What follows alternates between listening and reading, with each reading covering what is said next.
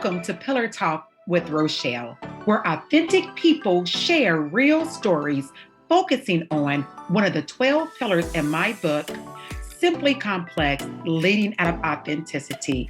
I am your host, Rochelle Armstrong, and I hope you enjoy this episode.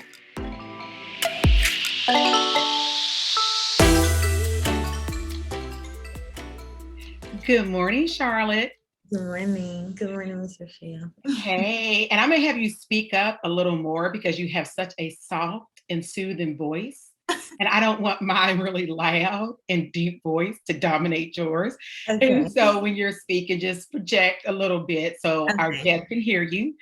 I just want to welcome you on Pillar Talk with Rochelle. You are like one of my favorite humans in the whole wide world. And I don't say that about a lot of people outside of my immediate family. But when I was thinking about having you on the podcast, I just think about the mentorship we've had over the years, and the roles are confusing to me. And so we can't have a title like I'm a mentor, you're a mentee, vice versa, because I feel like I absolutely learned so much from you. And I'm just so honored to have you on the podcast today. So, do you want to share with our guests a little more about Charlotte so they can get to know you better? Sure. Hi, my name is Charlotte Hazelwood, and I am a student currently at Kentucky State University, pursuing my education degree, and eventually I'll be a teacher. Yeah. And yeah, I am doing that and many other things as I try to complete this degree that I've just had a long desire to finish. So yeah, that's a little bit about me. And how's that coming along? Because again, we'll only share as much or as little as you want to share. But I know that recently you've experienced a great loss. And with that, there comes a time of grieving. And I know to have mental clarity and focus during a time like that is challenging.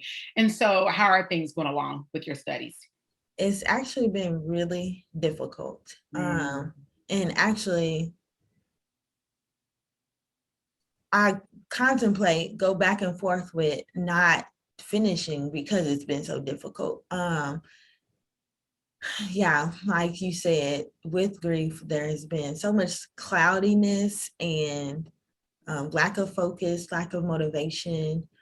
And so it's really been difficult, and I have to constantly push myself to do it because I really don't have the desire or focus, really. Yeah. So it's been really difficult, actually. It's been really difficult. But what I'm hearing is you're doing, like I haven't heard that you've stopped. So you're definitely pressing towards the mark to reach your goal, no matter how long it takes. Yeah. I know that you're going to accomplish it, but what are some things you're doing to help you with focus and endurance to make sure that you stay the course? Prayer, counseling. Yeah. And being held accountable by people, like talking to people, letting them know where I'm at, and allowing them to encourage me, and that pushes me as well. And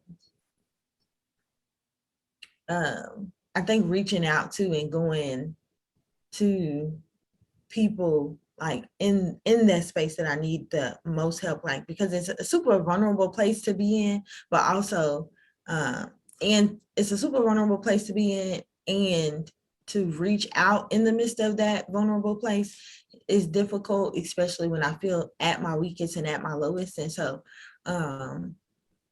reaching out in the midst of that so that I can be spurred on to continue, because if I just stay within myself and think about these things and recluse and all of those things, then I wouldn't do it, really. And so I understand, Charlotte.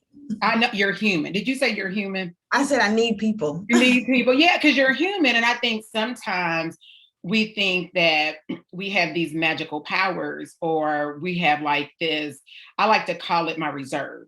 And sometimes your reserve is even taken up and you have nothing left to give anybody. And I know that you have extra responsibilities and other things on your plate. And sometimes that feels depleting. And so I'm spending a little time before we get started on the pillar today, which is love. Because when you know people personally and intimately, I don't, this is not a show. Like, this is not for entertainment in my mind, because I'm talking to a real person who I genuinely care about. And so, although she was gracious enough to do this interview, I know she got real life stuff going on. Mhm. And so I kind of meet people where they're at. Like, each interview is so different for me. Like, one interview might be like really high energy and I'm laughing and I'm joking. And some other ones I got to meet the person where they're at. So it was important for me to meet Charlotte where she was at today, all things considered. Yes. And so I just want to make sure that you're really taking care of yourself, and that you're reaching out. Like you said, you're reaching out, but also for family and friends who may hear this interview, you already said it's vulnerable to reach out. So maybe Mhm. people will reach out to you and make Yes. sure that they care for you as well. And Yes. so just thank you for sharing that. Also, for our listeners. So, a goal of this podcast is for us to strengthen one another, encourage one another, support each other. And so, part of you sharing your story, hopefully, is to inspire or encourage or strengthen someone else. And so you can be like that model for someone who feels hopeless and feels like giving up, and they can hear your story and be like, well, she can do this. Maybe I can draw some strength from somewhere to do it as well. So thank Yes. you. No. All right. So now that we know a little bit about you, today we're going to focus on the pillar of love. So, Charlotte, I'm going to let you take this interview in whatever direction you want to take it in. So, do you want to kind of set context and around the direction that you want to go in with love? Um, no, not really. I think that one of the things that I enjoy about the pillar and the way that you set it up in the book was that um, you need it even in a workspace. And Yes. so I don't think I ever considered that. And then I'm sure a lot of people don't really consider that in the workspace that you need love as well, that it's not a place where you turn it off. And so, yeah. Yes. Agreed. Like you said, we don't get to turn it off because we're not at home or we're not amongst friends. That the same love that we get from genuine connections like you and I have, I think is that much more important to use it in the world. And one of the terms I get from you that I've heard over the years is I want to love well. Mm-hmm. And I use that. Like, I like to cite people and quote where I get things from. And I didn't come up with that on my own, but I would I didn't always hear you either. say that. And you may have gotten it from someone else too, Yes. but that stays with me. Like, I just want to love people well. And I know we live in a broken world, and a lot of people mask. And that's what we're talking about, authenticity, in the book. And that's become like my mantra, for lack of a better word, is because I know it's something that we all struggle with. Yes. And so, even for me, trying to hold myself accountable, like to be my most authentic self and be real with people, can still be a struggle at times. And Yes. so, when you think about love in the workplace, why do you think it's important that we don't turn that off when we're working with people? Because ultimately, the genuineness of the workplace or the relationship won't really have its um, authenticity without it. I think that you have to genuinely be loving in order to build a relationship to begin with. In Yeah. order to engage with someone, you have to be loving. And so, yeah, I think it's important in the workplace, but just in general, because relate that's how we develop relationships. It's with love. And so, Yes. yeah. Well, no, and I like that, because when you think about loving others as you love yourself, over the years, I kind of struggle with that, because I'm like, a lot of people don't love themselves. And so if you love me like you love yourself, I'm like, you can keep that. Like, Yes. I don't want to have anything to do with that. But what I also learned is that over the years, that's why one of the pillars is also self-love, is I had to learn to love myself in Mm. order to love people well. And so tell me either a time or a person who has made you feel most loved. Good question. That's really good. Um,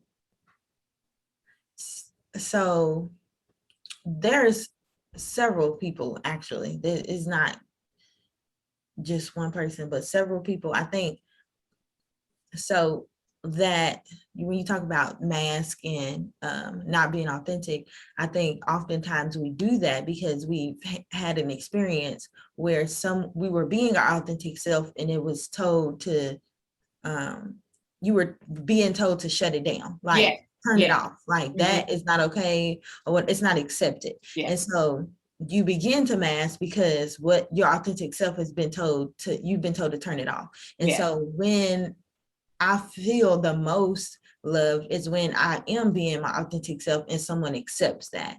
And Mm. so actually it's really going to be funny, but there's a woman, an older woman that counseled me. Like she was the first person that counseled me, and it's a season where I was really, really struggling, and she counseled me. But not only did she counsel me, the Lord was kind to provide friendship with her. And Mhm. so one of the reasons why I struggled with counseling prior to her was because I don't do well. I need, in order for me to be vulnerable with you, I have to feel safe with you. And so I don't feel safe with somebody I don't know. I don't That's know, like I that's don't. right. And so it had been really difficult for me to do counseling and be vulnerable because I didn't trust you and I didn't know you. And so the Lord was kind for to provide this relationship with her through my church, where I got to see her in different spaces.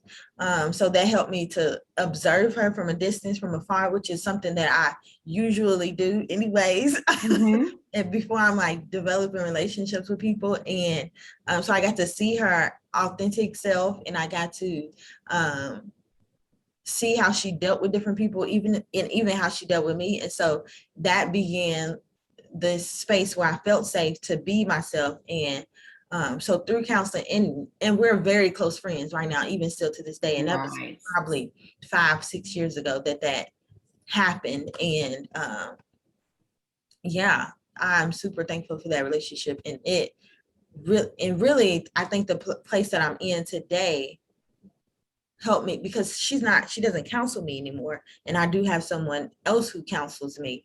And for me to even be able to do that well, I think she helped me to be able to break that barrier in order to be able to be in a position to do it well today.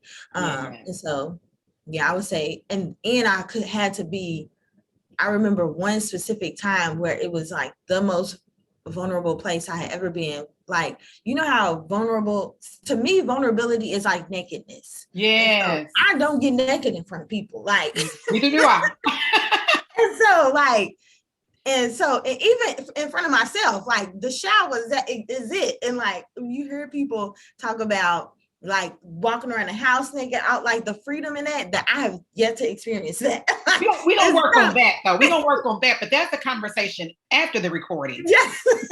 And so yeah, so that like freedom, so vulnerability to me is essentially the same as nakedness. And so to be in a place to be vulnerable, in which essentially naked in front of somebody, and to be broken and weak, and for somebody to love you in that space, that has been the most eye-opening to me, and which also most comforting, and essentially what I've received in Jesus too. Like Mhm. that is what he provides, is like he is able to see the very depth of me, everything about me, know my thoughts and everything about me, and still accept. And that is the sweetest gift. It Like is the sweetest gift. yeah.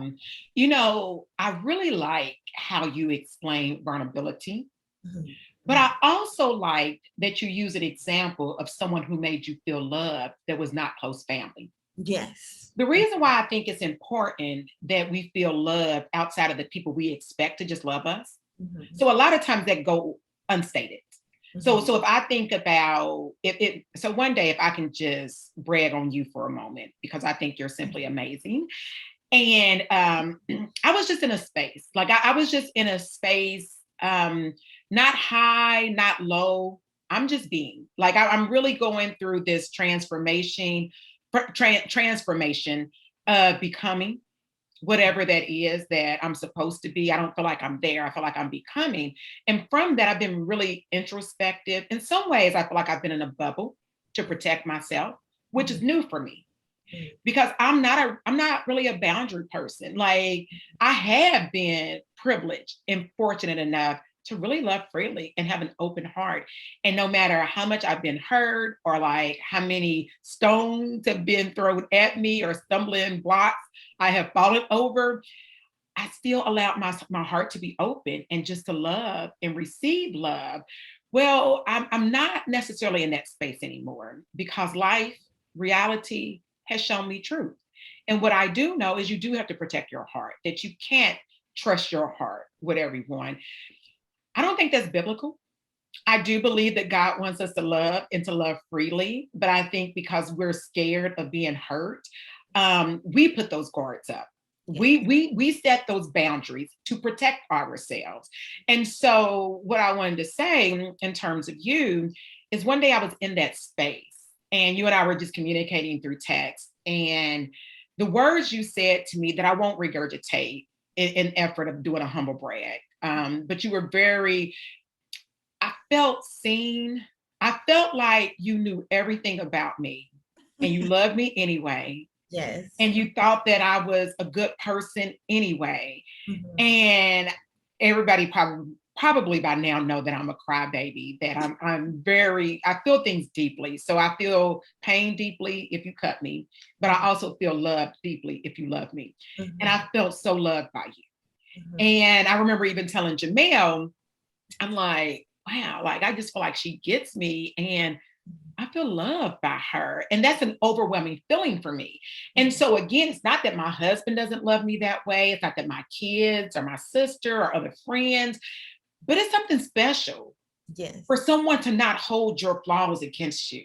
It's Yes. something special for someone to love you unconditionally because the reality is, I do have other friends who Mm-hmm. may get mad at me over something and ghost me Mm-hmm. or not respond to me or not forgive me until they feel like forgiving me. And although I know they love me, it doesn't always feel like unconditional love. It doesn't always feel like grace.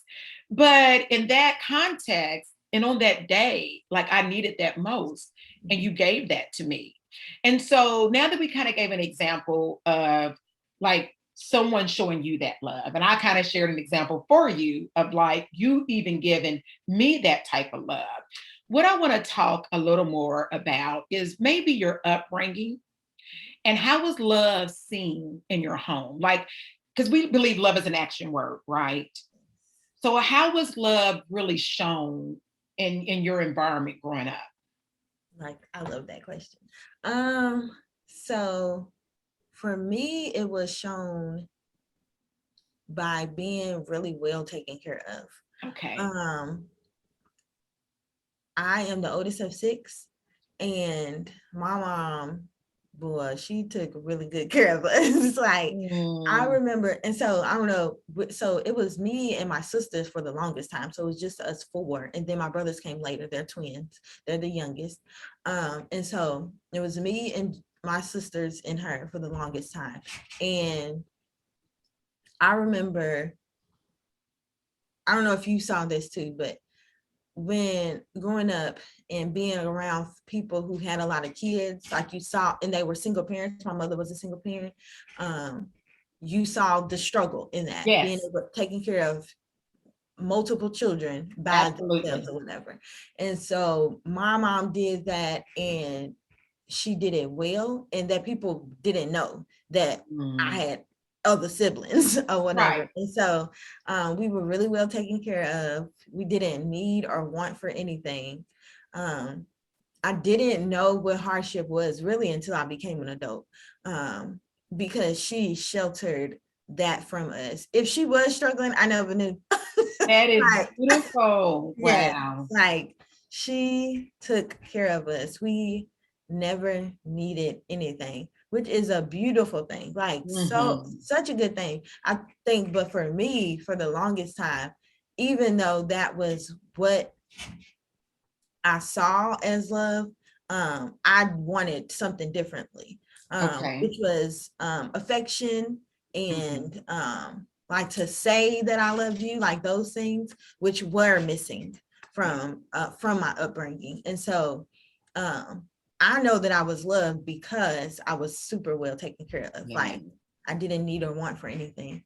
Um, but I think my what I desired from and needed more assurance and love was I love you and affection and all of those type of things. And so, yeah, that was how I was brought up as far as, yeah, No, I can so relate to your story, yeah. Charlotte. So I don't like misquoting people. And maybe that's a character flaw.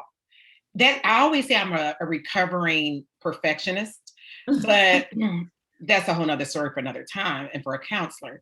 But between you and I right now during this interview, I'm just careful, like with language and your story, and just really protecting that. And so a lot of times I regurgitate or repeat what you say just to make sure that I'm being on the right page. But one of the things I heard you say that love was best seen being well taken care of.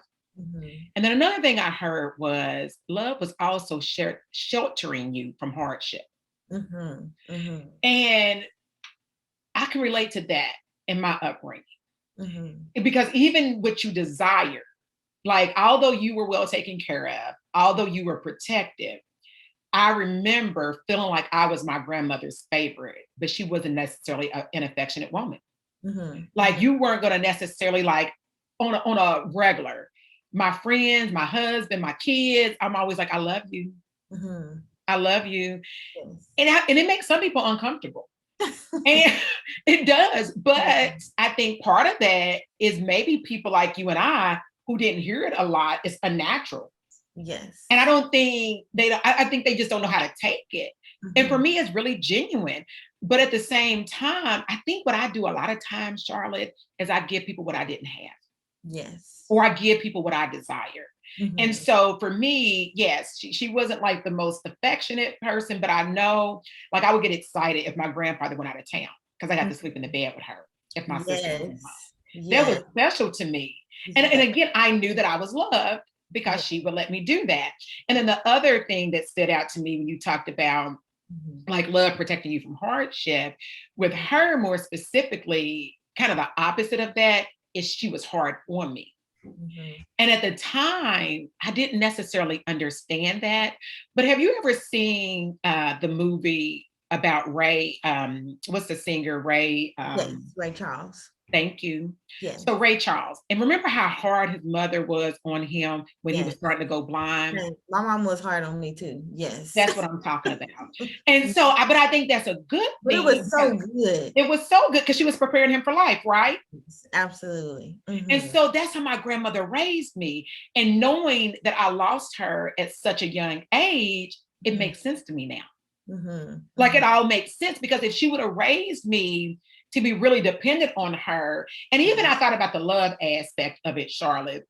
Like I felt loved, but sometimes when you don't hear it or you don't have the affection that comes with it, did you ever question it sometimes? Like, Absolutely. okay. Absolutely. So I you want to this share a little more of your story so I won't dominate the conversation? no, I think it was what you were saying was good, but I think so I am on the other side of what I know it to be now. Like Okay. I know that it encompasses many things. But before I just wanted a hug. Yeah. Like I didn't want to be yelled at because I didn't do Right. something right the first time or like those type of things. And so yeah, like you said, so although she protected me from hardship as far as um like I didn't know what it meant to take care of a home or any of those things, but she definitely made us very independent. And Yes. so we she taught us how to take care of a home. She taught us how to like um like she had a folder for bills and stuff. Like she Mm-hmm. was super organized. Mom was like super organized. And so she had a folder with bills. She taught us how to write check, like everything. She taught Yes, us I like love that. she got me a bank account. She gave me allowances. Like she took care of all of those things and showed me how to do those things. And so yeah, she was super hard. I'm the oldest too. So Yeah. she was super hard and she had super high expectations of me. And I didn't understand it at the time going through it. And actually it wasn't until I was much older that she shared with me, because she saw the greatness in me is what one of her Ooh, reasons. And so although she wasn't like that with all of my siblings, she was super hard on me because she's like, I know you could do it. Like, yeah. I know what you can do. And so I'm not going to let you do nothing less than. And so even before she, oh, it's going to make me cry, but even before she passed, she's just like, you better get that degree. And so, Mm. yeah. What motivation? Right, exactly. And so, because I know you can do it. And so, Yes. um, yeah, I think that I know I was loved, and same experience, like when my favorite moments were when it was just me and her, and I could like lay in the bed with her, or Mm-hmm. when I would have to go to the doctor or something like that, and I would be the only one to get to go, and we would go get something to eat. Like Yes. those moments where it was just her and I, like where I Mm-hmm. felt the most seen and most loved or whatever. And so, Yes. yeah, but even with missing those things, I knew I was loved, but I still questioned it because of some of those like missing parts of it. And so, Absolutely. and I think we just do that in general, just in Oh, general yes. with Yes. everything. But I think that's important that, we share a full picture. Because Mhm. I think some of the most beautiful testimonies is being completely honest about things that go really well and things that don't go really well. And so, one of the things I do in the podcast, which each pillar is I ask someone to kind of share a negative point of view Mhm. or experience with that pillar and then a positive. And so I slightly have heard kind of a negative. And again, I'll let you control it however you want to take it. But have you ever seen love unhealthy or in a negative context? And you don't have to go back to your childhood or your family. It can be in a work setting, a church setting, a community setting. But have you ever seen love negatively and the impact it had on you personally? I would say, and I'm not going to give like all the detail, but I would say the negative was from a kid in those foundational years, because I think oftentimes how we respond to not oftentimes, I think all the time, everything that we respond to, everything that we're triggered from, it comes from our foundational years and how we saw and was exploring the world and understanding the things around us. And Yeah. so foundationally, I knew that my mother loved me, but there were other people that were family, that didn't display love in a way that was healthy. And Okay. so I often question love because of it being broken foundationally as far as trust and all those things, and all of these other relationships that I was supposed to um automatically, I would say it's a given. Like with family, I think Mhm. love is a given. It's Yes. supposed to be. You would think so. Yes, absolutely. And so when those things didn't happen, when it didn't seem that love was happening well, or that it wasn't given, then I would say that impacted me and still impacts me, and is why you were saying being free and open in love, that has been the way that you've moved as far as love is concerned. And because a broken trust foundationally when I was younger, I don't move like that and still Mhm. kind of somewhat struggle with being, so it is work for me to be vulnerable, Yes. because I know it's a good thing for me. But yeah, it wasn't something that I just naturally have done, is to be vulnerable. And Yeah. so because of that, it made me very guarded. And I Hmm. just moved very slowly. and wanted to protect me at all costs. And essentially, I know that I wasn't really protecting myself, but in my mind, I thought that Yeah. I was. And so I would say that would be my negative experience as far as love. Yeah, and I think you did an amazing and a beautiful job of even seeing the impact of it, Mm-hmm. and the impact it has had on you to this day. Mm-hmm. Now, one thing I'm going to do is I'm going to challenge you, and I'm going to challenge myself, because even though I moved that way at a young age, my heart was broken, Mm-hmm. and it was shattered, Mm-hmm. and I didn't think I would ever love again. And it kind of sent me down like this downward spiral. Like I became very angry and rebellious. And how you see people live their life reckless, like they don't have anything to live for. That was me. Mm-hmm. And thankfully it ended after I accepted Christ to that extent. Like Yeah. I still had adversity, and I still had, to this day, have things I have to work on from the brokenness. But I was headed down a path of destruction. And when I say I did not care, I would Mm-hmm. literally say that. Like my uncle, if I did something, and bless his heart, for taking on the responsibility to raise my sister and I shortly after my grandmother passed, but I gave that man the blues. Mm-hmm. And thinking back, like every time he would punish me or say something, I would be like, I don't care. It was almost like I was a masochist. Like like I didn't deserve love. I deserved pain. And Mm-hmm. so almost if I felt so unloved and so lonely and so lost, I was used to pain. Yeah. So I was almost like, bring on the pain, bring on the pain. Mm-hmm. But that broke. Like it was almost like, imagine just like a shift, a Yeah. paradigm shift even took place. And I'm gonna be honest with you. Uh, there's times I wish I was not like I am today. I wish I wasn't so free with my heart. And because, of course, it gets stepped all over. You know this, which is why you guard yours and you protect yours, is because people would step all over it and they would shatter it. But the reason why I said I'm going to challenge you and I'm going to challenge myself is because for you and I both, as believers, we know that God would have us to open our heart, guard it, protect it. Mm-hmm. But I believe that you and I both are called into this world to love people and to love them well. And the Absolutely. only way we can do that is if we do have capacity to open up this big old heart we have and share. And at this point, Charlotte, it's a little easier for me. But as I said, I digress.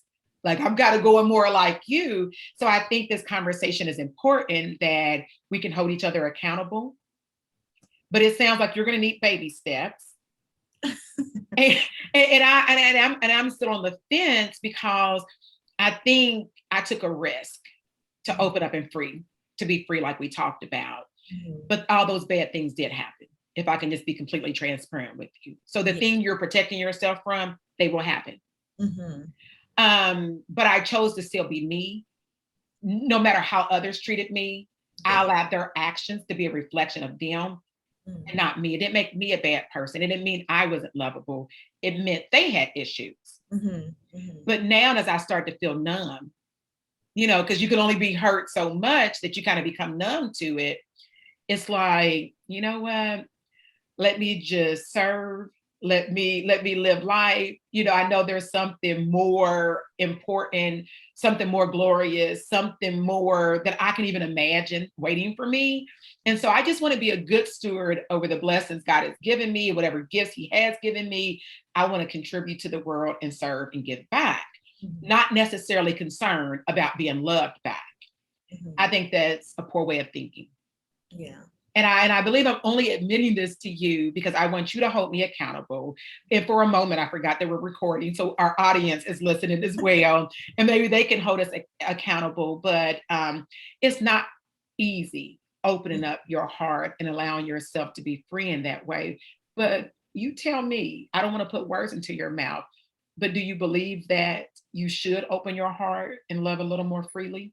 Absolutely. That's one of my favorite things about you is, as I read the book, that a lot of the things that I did not know about you. a lot of the things that I was surprised by. And I think one time I probably did. I feel like I texted you in the middle of the night, like 4 o'clock in the morning. I was like up reading and like weeping because I was just like, look, like, wow, this woman has experienced so many things, but yet when I met you, my initial meeting of you, I would have never known. And it was super free. And one of the things that I desire is to be that free. And because I'm so guarded, I could come off as like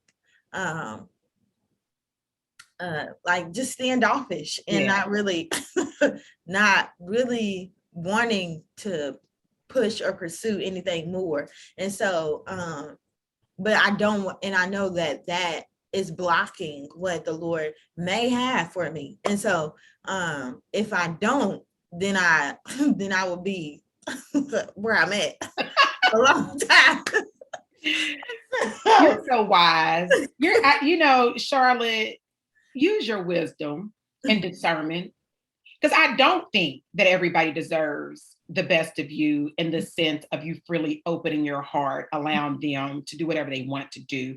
So allow your discernment on who you can be that free with.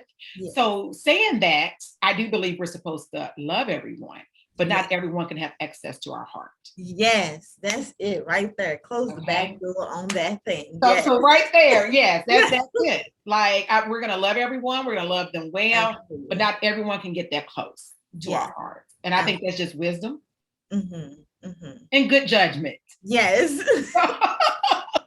Yes, absolutely. I think that is super wise that he does call us, because I think about, and obviously when I think about these different things, essentially I'm thinking about Jesus and the way that he loved. Yeah. And at the end of the day, he was open to everyone, but I don't think everybody got access to him the way that they probably would have desired. And so he loved everyone well, but everybody didn't get access. And so if he was on a journey, he didn't stop for every single person. He stopped for who he was supposed to stop for. Absolutely. And he healed who he was supposed to heal. And so, I think he is the prime example, our greatest example of what that looks like. And so, But he's also, I heard you say it, Charlotte, and I would agree. I've also experienced that type of unconditional and genuine love from him. So it wasn't so much that I loved it or I experienced it so much from the world, anybody, because the reality is we set ourselves up for failures when we have expectations for people to love us in a way that only God can love us. Yes, absolutely. It's impossible. We are incapable. But unfortunately, so many of us go into these relationships, whether romantically or platonically, and we're expecting people to fill that God-sized void. It is impossible. Yes. And I think once we understand that people love us the best way they could, even my parents, love them dearly, may they rest in peace. I believe to my core, they loved us the best way they could. Yes. I love my children the best way I can. I love you the best way I can. But in my human nature, I'm going to fail you. Absolutely. And sometimes I'm going to fail you horribly, which is why I feel so blessed when you love me, even though I may fail you or disappoint you, because it's inevitable. Yes. But we hold these grudges and we write people off when they fail us. Yes. And so I don't know about you, but I have pretty high tolerance. So you can actually do a lot to me. Yeah. And I'm not saying that's a good thing. So if I'm like, oh no, I got to protect my heart from you, so I got to put some distance between us, a lot has happened. Yeah. What about you? Like when it comes to no, you get one about it. People on the podcast, they can't see you shaking your head and making those faces. Charlotte, talk about it. What is that like for you? Yes. So I think you get one time with me. Like if I let you close enough to begin with, you get one time, and I'm one time. But of course, that has changed over time, like that. But me as a kid, like I said, because I wanted to protect me, you get one time to mess up, and it's like, yeah, I'm done. Okay, I don't need too okay. many more times for me to figure it out. Right. But Get it. but what I have, but I've learned because of Jesus, because of what God has done in reconciling me to himself through his son, and he has given us that reconciliation. I am a vessel of reconciliation. And so regardless of what somebody has done or even what I have done, I have ministry of reconciliation. And so I'm to reconcile every relationship, regardless of the good, the bad, and the ugly. And so yeah, that has been a journey, of course, but before, no ma'am. No ma'am. You get one time. And a lot of people are like that. And again, I admire people like you. And maybe I shouldn't admire that attribute because I'm not saying it's necessarily a good thing. Yes. But, well, and then the thing I'll say about that as well, it does protect you in the long run. Yes. Because typically when people show you who they are, it is who they are. Yes. And I'm a strong believer that people can change. Do you believe people can change? Absolutely. I'm changing every day. Yeah, yeah. So I do believe people can change, but even with that, I know the process that it takes for us to change. Yes. And then sometimes hurting people, they take out some casualties Yes. on their way to their healing. Mm-hmm. And I've been a casualty, but what I'm hearing is Charlotte is not. You are. No, I have been, of course. Because like you said, we fail one another. And so at the end of the day, I allow people in my space and I into other people's space, and I do fail you, and you fail me. And so but with, like you said, the proper understanding of the reality that we are going to fail one another, that it is inevitable, that with that reality, you can constantly be able to be hurt and move past it, because you know the reality of that. We're not perfect, and we're not going to do everything right. And so, and with that, reconciling relationships and being, so I do believe, so I think there's like a caveat, of course, to people changing. I think, yes, we can change, because yeah, I believe, yes, we can change, but I think that it only happens with people. I don't believe you change by yourself. That's a good word. That's a good word. I'm gonna listen to the replay because I'm not going to try to write that down right now. Yeah. But yeah. So talk a little more about that for our listeners. Yes. So when we by myself, and so I am introverted, I can be super recluse, I can be to myself, I love me time. Like that, yes, I love it. And so I am not going to be challenged by me. Like, no. I'm not going to be stretched. I'm not going to hurt me. No. But when you have people in your space, when you have people that do stuff to you or you do stuff to them, the only way that change happens is when you're being challenged and you're being stretched and called out about the things that you have done or have not done. And then you make the conscious effort to say, I'm going to do something different. And so, yeah, I don't think we can change, but it's only with people. Like you can't do that by yourself. Brilliantly stated. Brilliantly stated. And that's why I'm like, no, finish teaching. You know that you are a teacher and a leader at heart.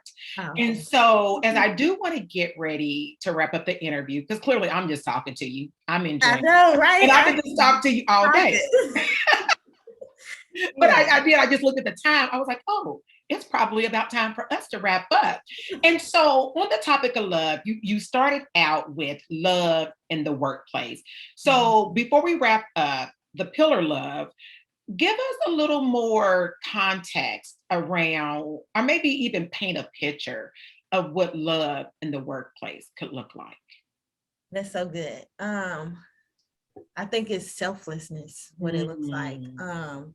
when I worked in a school and I coached a step team, and in that I loved those girls, like loved being able to impact them. It wasn't extra pay, it was all volunteer, it was all those things, but because I knew that these moments could impact them for far in the future, I wanted to be intentional about loving them beyond what they expected. Yes. And so I think it's selflessness and going above and beyond. Going beyond what someone can expect from you. Ooh, going beyond what someone can expect. That would make us probably feel most loved. Yes. Like you can anticipate my expectations is like, wow. Yeah. And so, oh my gosh, like it has been such a pleasure talking with you. But before I let you off the hook, so I do everything with intentionality. And even when I don't know what I'm doing, I just kind of figure it out with each episode. Yeah. So I remember one episode, I'm like, I'm going to ask this. By the second one, I'm like, oh, maybe I could ask that. So expect me to be spontaneous and random and pop up anything at any time. Okay, so I like to end things on a high note or a positive note. So I said, I'm going to start asking questions about like, what is your happy place? And so like with one of the interviews, we really focused on favorite dessert. But I'm like, everyone may not have a favorite dessert. And so when you need a stress reliever or like this happy place, what is that for you, Charlotte? Dance. Ooh. You Yeah. almost got up. Like you made me want to get up and dance. Because I do like dancing when nobody's watching. Yeah. So, Yes. so what Dance. type of dance? All. I've done it all. So yeah, my favorite is praise dance though. That is my Okay. favorite place to be free and to be I can move things in my living room. Before my very first apartment, I had no furniture in there, just in a TV where I just put music on it so I could dance. And Wow. nobody else was there. It was just so I could dance. And I used to have flags and I would dance. And because that audience of one and Jesus was enough for me. Yes. So yeah, I dance is my safe space. Like, yeah. A safe. And you can do that now. Like you don't have to go into a studio. And so Yeah. that's what I'm asking essentially. Like I'm not always being that specific, but I have big things on a larger scale I would do to stress relieve or to make me happy. But what I'm asking you all is like when you can't do that, what is something that you can do like right in your home that can Yeah. help relieve stress or put a smile on your face? Yeah. And so dance. Well, do you have a favorite dessert or do you even like dessert? I'm not a sweet person. Like I like Mm. a sweet. I like savory over sweet. Okay. Yeah, Savory. yeah. So what's your favorite meal or what's your favorite food? I love soups, like hot soup. Like I Oh, just made a gumbo. I love soups. So okay. And look, and I keep that in mind. I'll keep that you like soups. Okay. And then I know with the fall yeah, and winter months coming, I know yeah, you look forward to that, to yeah. just So sit down. chili, all those. Yeah, love. I'm okay. This is good to know. Well, Charlotte, it's just been an absolute pleasure. And I just want to encourage you to continue to lead out of authenticity. Mhm. Thank you for tuning in to Pillar Talk with Rochelle, authentic people and real stories.